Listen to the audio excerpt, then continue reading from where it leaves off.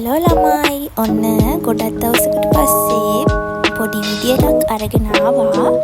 අද හදන්න යන්නේ වටලප්පන්. පොඩ්ඩක් ඉතින් අවුල් ගියා. කමක් නැහැ නේද? අපි ගෙදර තියෙන දේවල් වලින් තමයි හදාගත්තේ. හකුරු හම්බුණා.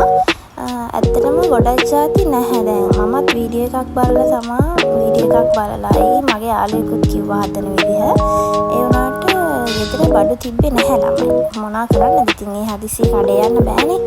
ඒ නිසා තියෙන දේවල් වලින් හැදුවා.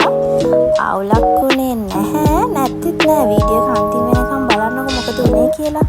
හරි. දැන් මම මේ ඔයාලට පෙන්නන්නේ අපිට ඕන කරන භාජන ටික. මුලින්ම භාජන ටික හොදලා පිහදලා තිබ්බහම අපිට වැඩේ කරන්න ලේසි. දැන් මම මුලින්ම පොඩියට මේ අපේ හකුරු ටික ග්‍රේඩ් කරගන්නවා. ග්‍රේඩ් කරන්න ඇත්තටම මම නම් බීයෙන් තමයි මේ කපාගත්තේ. ඒක ලේසි ග්‍රේඩ් කරනවට වැඩිය. ඊට පස්සේ මෙතන තියෙනවා හකුරු බෑයක්. මේ දෙකම මම ගත්තා. මේ දෙකම හොඳට පිහියෙන් චූටිවට මේ දැක්කද මේ විදිහට චූටිවට කපා ගන්න ඕනේ. එතකොට තමයි ඉක්මනට හකුරු ටික දිය වෙන්නේ.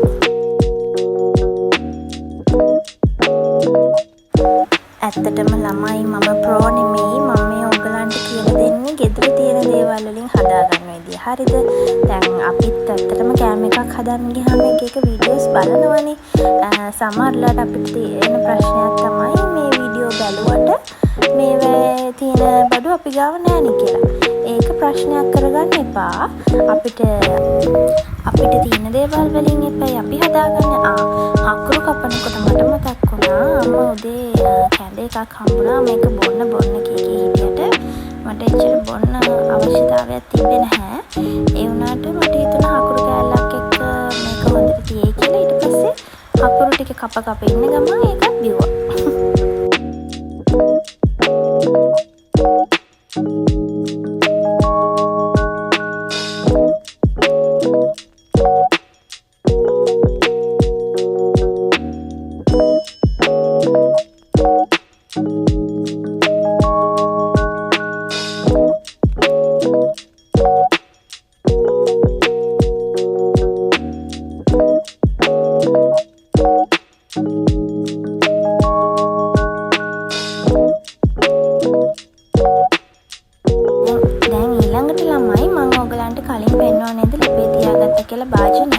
අන්න ඒ භාජනයට සීනි මේස හැටි 3ක් හෝ 4ක් විතර දාගෙන මේ ටික පොඩ්ඩක් කැරමල් කරගන්න ඕනේ. ඇත්තටම මට නම් හොඳට පාට තිබ්බා ඒ හකුරු හොඳ නිසා. ඒ වුණාට ඔයාලට හදිසියෙවත් සීනි හකුරු හම්බුනොත් එහෙම ලස්සන පාටක් එන්නේ නැහැ අපේ කැම එකට.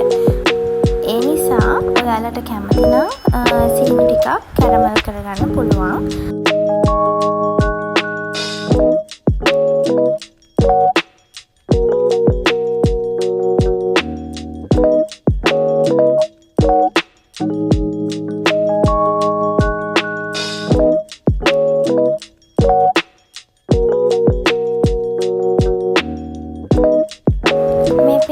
හැඳි ගන්න ඕනේ නෑ ළමයි.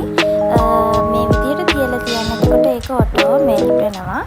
ඊට පස්සේ අපි මේකට උණු වතුර කෝප්ප 3ක් දාගන්න ඕනේ. ඔයාලා ඒක ඇත්තටම මෙෂර්මන්ට්ස් කියන්න නම් මම දන්නේ නැහැ. ඒ වුණාට හිතේ මිම්මට දාගන්න. මම උණු වතුර කප් එකෙන් එහෙමම දාගත්තා. ගින්දර චුට්ටක් අඩු කරගන්න. මොකද මේක කළු පාටට හැරුණොත් එහෙම කරරහක් තමයි එන්නේ. ඒ නිසා ගින්දර අඩු කරගෙන ඔයාලට පේනවනේ මෙන්න මේ වගේ ලස්සන පාටක් එනවා. ඕක උණු වතුර දැම්මම තව ටිකක් ඩාර්ක් වෙනවා.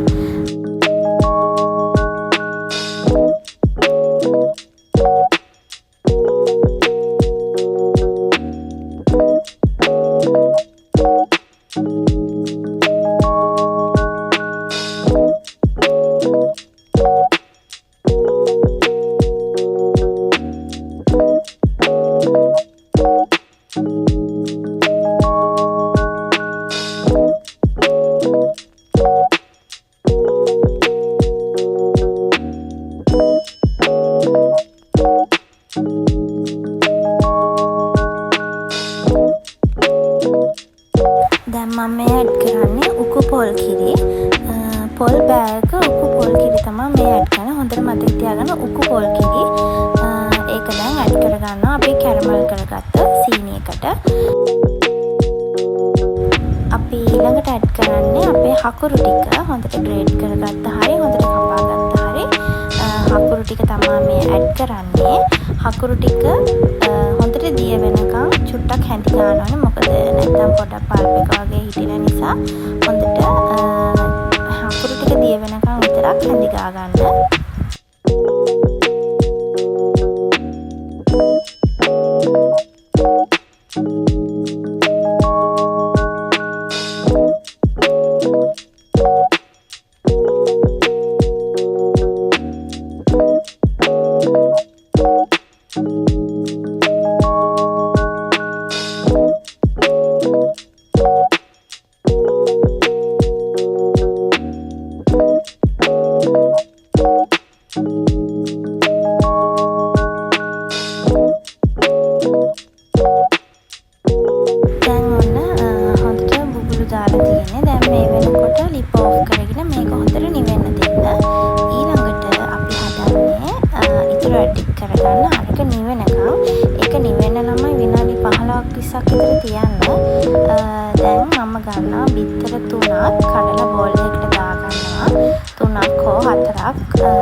දාගන්න චූටි බිත්තර නම් 5ක් විතර දාගන්න.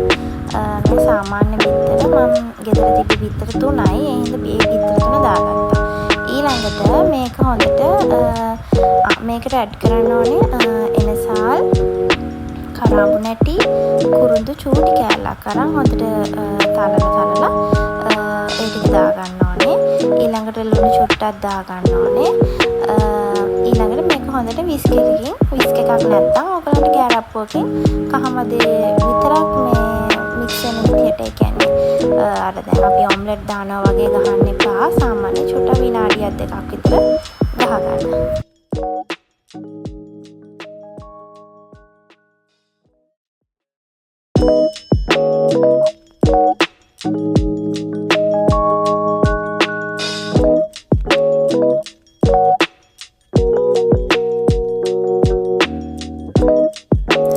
හරි ළමයි දැන් මේ වෙද්දි මගේ මික්ස් එක හොඳට නිවිලා තියෙන්නේ. දැන් අපි මේක දාගන්න හදන්නේ හදාගත්ත බිත්තර මික්ස් එකට. මේක හොඳට මේකත් හොඳට බීට් කරගන්න ඕනේ, වික්ස් කරගන්න ඕනේ. ඔයගොල්ලෝ මේ බිත්තර මික්ස් එකට දාගත්තට පස්සේ විනාඩියක් දෙකක් ඒ වගේ හොඳට වික්ස් කරගන්න ඕනේ.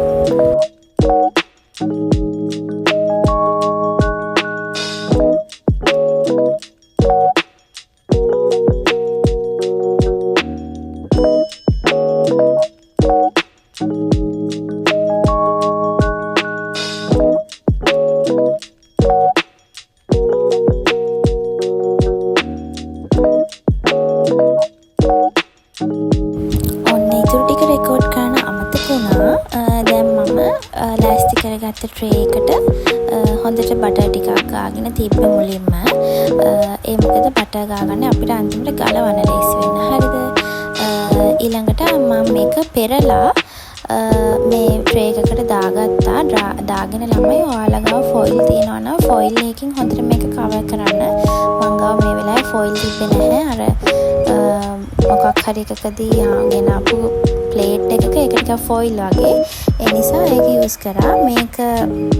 මේකෙන් වහලා තව ප්ලේට් එකක් හරි මොකක් හරි හොඳට සීල් වෙන පියනක් අරගෙන මේක උඩින් වහන්න. මොකද වතුර වැටෙන්න දෙන්න එපා. දැන් මම මේක ස්ටීම් කරගන්න හදන්නේ. ඔයාලට පුළුවන් රයිස් කුකර් එකේ තියලා ස්ටීම් කරගන්න. කූලින් රැක් එකක් තියෙනවා නම් හොඳයි. රයිස් කුකර් එක ඇතුලෙන් තියන්න. මං ගාව තිබ්බේ නැහැ. මං ඒ හින්දා භාජනයක් තමයි යූස් කරේ. ඊළඟට ඔන්න ඔය විදියට තියෙන ඔක්කොම ಜಾති මොනවා හරි යූස් කරලා වැඩේ කරගන්න ළමයි. හරිද? පඩු නැහැ කියලා සැලෙන්න එපා ඔයගොල්ලෝ. හරි. දැන් අපි මේක විනාඩි 45ක් 50ක් 55ක් ඒක ඔයාලගේ ගෑස් එක ඔයාලා දාන විදිහත් එක්ක වෙනස් වෙනවා. ඒ වගේ ප්‍රමාණයක් මේක තියාගන්න ඕනේ. හරිද? දැන් හැබැයි ඕගොල්ලෝ hina වෙන්න එපා. මට පොඩි අකරතැබ්බියක් වුණා. මගේ ස්ටීම් එකේ ප්‍රශ්නයක් නිසා ස්ටීම් කරපු විදිය හරවන්න එපා කියලා උනට හැරෙව්වා. හැරෙව්වහම ඔන්නෝම කැඩුනා. ඒ කියන්නේ මේ සෙට් වෙලා මුකුත් නැතුව නෙමෙයි මේ හොඳටම තියෙනවා මේක. ඒ කියන්නේ රසත් හරි ටෙක්ස්චර් එකත් හරි මාරම රසයි. ඒක කියන්න ඉස්සෙල්ලම මාරම රසයි. මේක උනේ මේ ස්ටීම් කරපු විදිහේ පොඩි ප්‍රශ්න ටිකක් නිසා. අනිත් එක මම සැරේ හැරියා ඔක. අර ඔයාලා වැඩේ කරන්න යන්න එපා ළමයි. හොඳටම හයියයි නම් විතරක්. ඒ කියන්නේ ඔයාලට තේරෙනවනේ ටෙක්ස්චර් එක හොඳටම හයිය නම් විතරක් ඕගොල්ලෝ අනිත් පැත්ත හරවන්න. නැත්නම් අර ට්‍රේ එක පිටින්ම ෆ්‍රිජ් එකට දාන්න. ෆ්‍රිජ් හොඳට නිවෙන්න ආරින්න ඉස්සෙල්ලා. ඊට පස්සේ නිවෙන්න ඇරලා ෆ්‍රිජ් එකට දාලා කන්න. මේක මාරම රසයි. ඔයාලා මේ රෙසිපි එක try කරලා බලන්න. හැබැයි ස්ටීම් මෙතඩ් එක try කරන්න එපා. එහෙනම් ආයිමත් එනවා මම ළඟදිම ලස්සන travel vlog එකක් අරගෙන.